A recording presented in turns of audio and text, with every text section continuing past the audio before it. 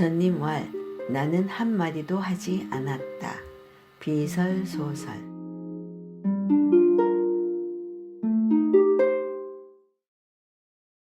부처님 법은 깨닫는다 할 수 없네.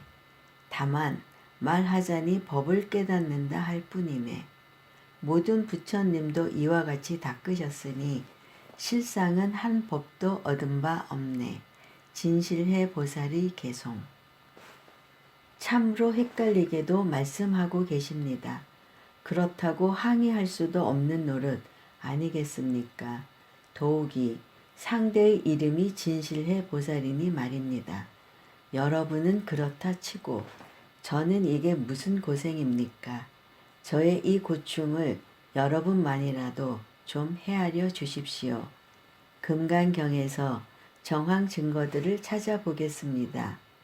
제21 비설소설분을 보시겠습니다.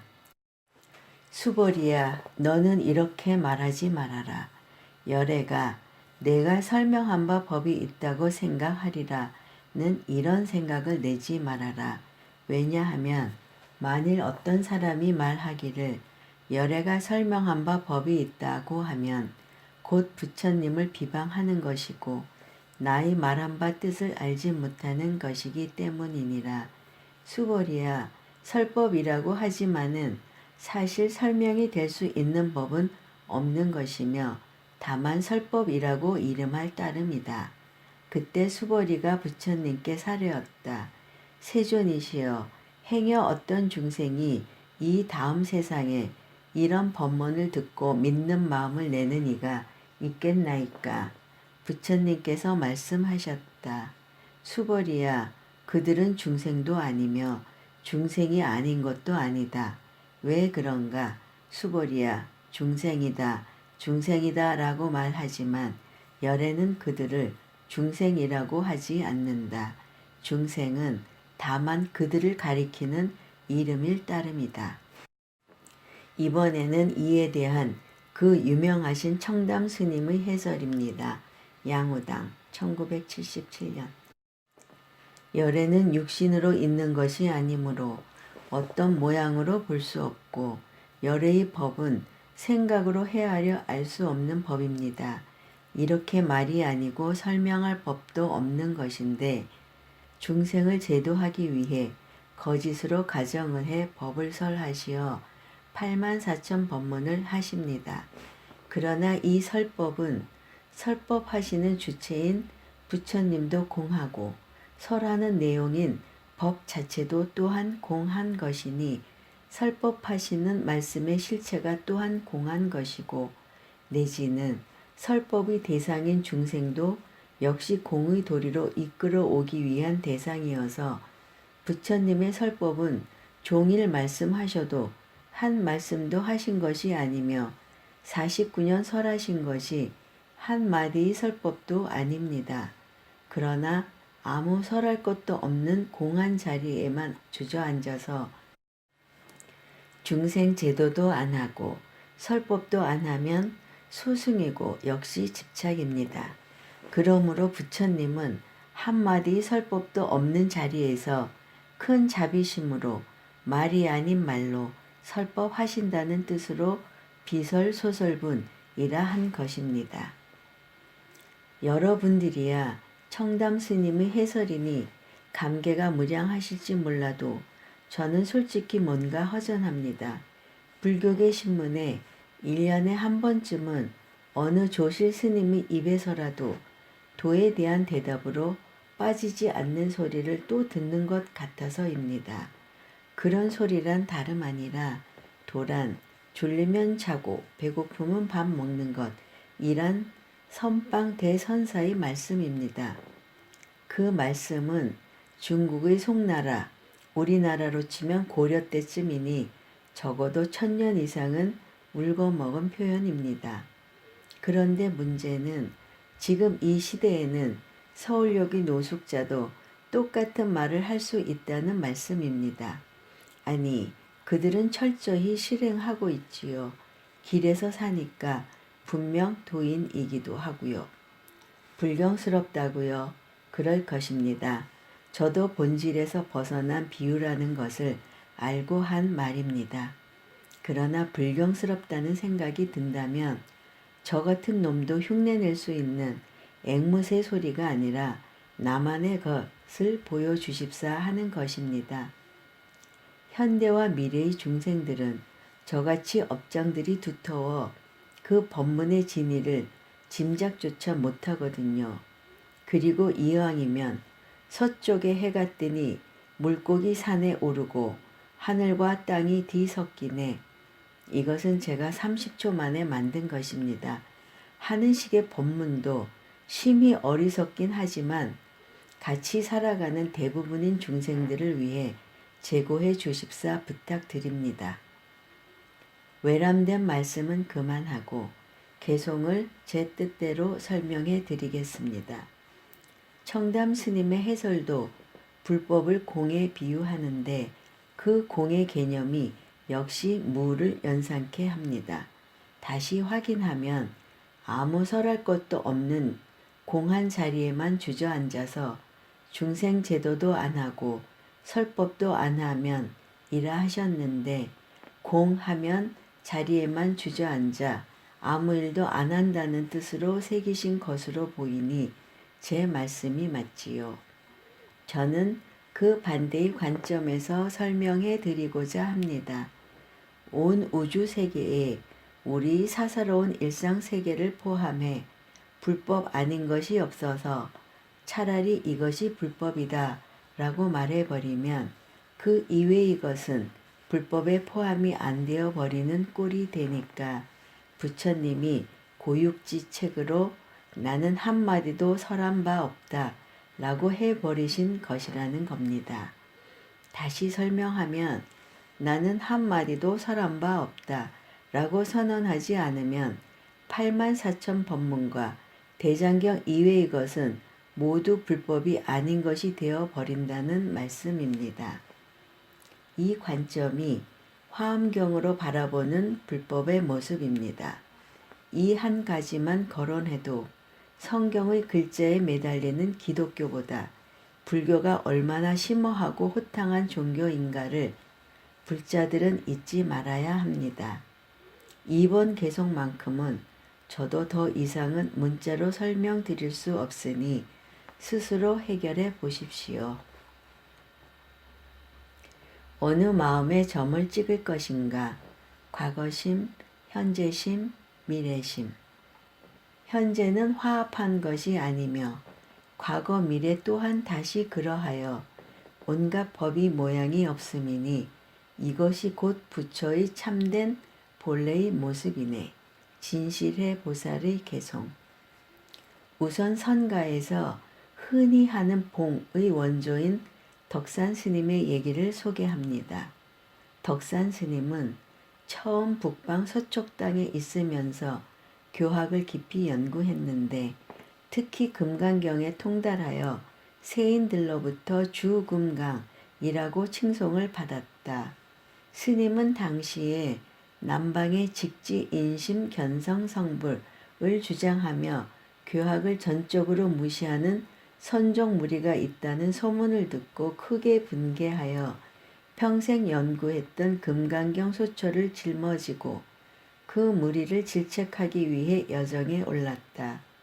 경에는 삼아승직업을 닦아야 성불한다고 쓰여 있는데 남방 마구니들은 성품을 보면 그대로가 곧 성불이라고 주장을 하니 자신이 가서 혼내주리라 작정했던 것이다. 정말 그 용기와 신심은 본받을 만하다. 수천리 길을 걸어서 남방의 예양이라는 곳에 당도하였는데 점심때가 되어 배가 고프던 때에 마침 한 노파가 길가에서 떡을 팔고 있는 것이 눈에 띄었다. 그래서 금강경 소초가 가득 든 바랑을 옆에다 내려놓고는 점심 요기를 하고 싶으니 그 떡을 좀 주시오. 하니 노파가 스님을 쳐다보고는 물었다. 스님, 그 바랑에는 무엇이 들어 있습니까? 금강경 소초가 들어 있소.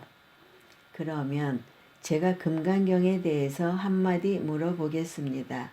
스님께서 제가 묻는 말에 바른 대답을 하시면 점심 대접을 잘 하겠지만 그렇지 못할 것 같으면 떡을 드릴 수 없으니 다른 데 가서 요기를 하셔야 합니다. 그러지요. 덕산 스님이 흔쾌히 허락하니 노파가 물음을 던졌다.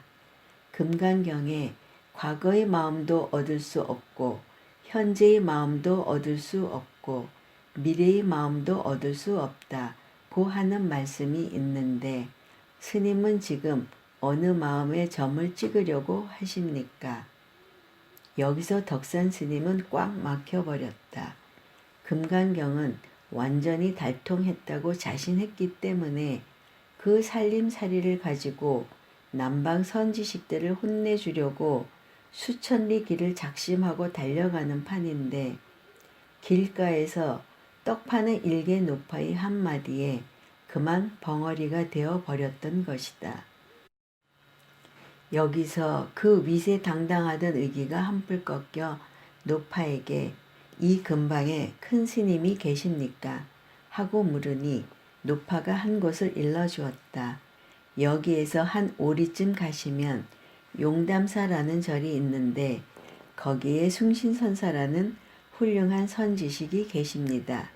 그리하여 덕산 스님이 용담사를 찾아가는데 걸음걸음에 노파가 과거의 마음도 얻을 수 없고 현재의 마음도 얻을 수 없고 미래의 마음도 얻을 수 없다는 금강경의 문구를 빌어서 어느 마음에 점을 찍으려느냐고 했던 물음이 그대로 화두가 되어 사무치고 사무쳤다. 이번에는 금강경 제18 일체동관문의 해당 귀절입니다. 부처님께서 수보리에게 말씀하셨다. 저 세계 가운데 있는 바 모든 중생의 갖가지 마음을 열애가 다 아느니라. 왜 그러냐 하면 열애가 말한 모든 마음은 다 마음이 아니고 그 이름이 마음이기 때문이니 그것은 수보리야. 지나간 마음도 얻을 수 없고 현재의 마음도 얻을 수 없으며 미래의 마음도 얻을 수 없기 때문이니라. 이제는 최신 과학에서 말하는 시간의 개념을 도입해 보겠습니다. 스티븐 호킹은 아예 시간의 설명을 위해 시간의 역사라는 책 한 권을 저술했을 정도입니다. 아주 초보적인 시간에 대한 과학적 의미를 말씀드리겠습니다. 아파트 20층에 사는 사람은 1층에 사는 사람에 비해 평생 10만 분의 1초 정도 더 수명이 짧다고 합니다. 1층에서의 중력이 더 크기 때문입니다. 이런 약간의 중력 차이에도 그렇게 시간의 흐름이 바뀌는 것입니다. 또 속도에 의해서도 시간은 늦게 흐를 수 있는데 시계를 하나는 고정시켜 놓고 또 하나는 우주선에 싣고 초속 10km로 70년을 달리고 나면 우주선 안의 시계가 1초 늦어진다고 합니다. 우주선의 속도가 빛의 속도 초속 30만 km에 가까워질 수 있다면 시간은 지구상에 고정되어 있는 시계보다 더욱더 늦게 가게 되는 것입니다. 이 현상은 아인슈타인의 상대성 이론으로 설명할 수 있는데 이런 이론을 바탕으로 그렇다면 빛보다 빨리 가면 시간을 역행하는 타임머신 여행이 가능하지 않겠느냐는 추론까지 하기에 이르는데 과학자들은 이것은 불가능하다고 합니다. 웜홀, 말 그대로 시공의 벌레 먹은 구멍이라는 뜻을 지나 여행할 경우 훨씬 짧은 시간 안에 우주의 한쪽에서 다른 쪽으로 도달할 수 있다는 이론을 제시하기도 합니다. 그 근거는 블랙홀은 입구가 되고 화이트홀은 출구가 된다고 가정하며 블랙홀은 빨리 회전하면 회전할수록 웜홀을 만들기 쉽고 전혀 회전하지 않는 블랙홀은 웜홀을 만들 수 없다고 합니다.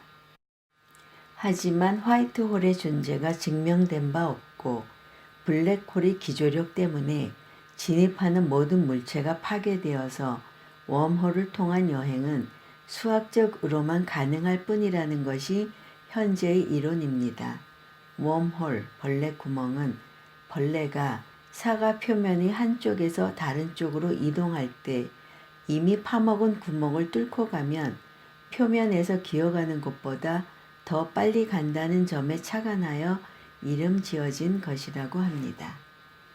제가 왜 가끔 이런 식으로 물리학이나 천문학의 이론들을 소개해 드리냐 하면 이런 과학적 논증들이 화엄의 사상들과 아주 흡사하기 때문입니다. 당장 아파트 20층에 사는 사람과 1층에 사는 사람의 현재가 다르다는 것은 말로 표현하거나 실감하기에는 불가능하지만 증명된 과학적 결과가 있으니 분명히 시간적 차이는 존재한다고 믿을 수밖에 없지 않습니까? 이 현재의 시간적 차이는 결국은 과거와 미래의 시간적 차이를 의미한다 해석해도 반박할 수 없지 않습니까? 그리고 그 말은 개성의 현재는 화합한 것이 아니며 과거 미래 또한 다시 그러하니 라는 말과 어찌 다르다고 억지 부릴 수 있겠습니까? 물론 제가 억지 부린다고 억지 부리시면 저도 그 말에 억지를 부릴 수는 없습니다. 하지만 제가 이런 예를 드는 의도는 불교가 형이상학적인 철학이 아니라는 것을 밝히기 위해서입니다.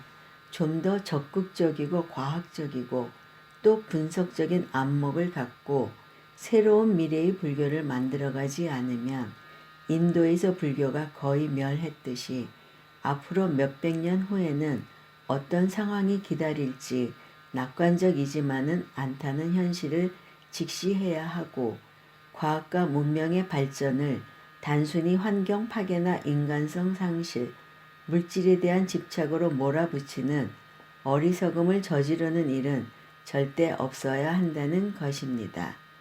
출가자나 제가자를 막론하고 자신은 과학적 성과의 단맛을 즐기면서도 스님들도 법문할 때 마이크를 사용해 목이 덜 피곤한 것만 해도 과학에 신세진 것 아닙니까?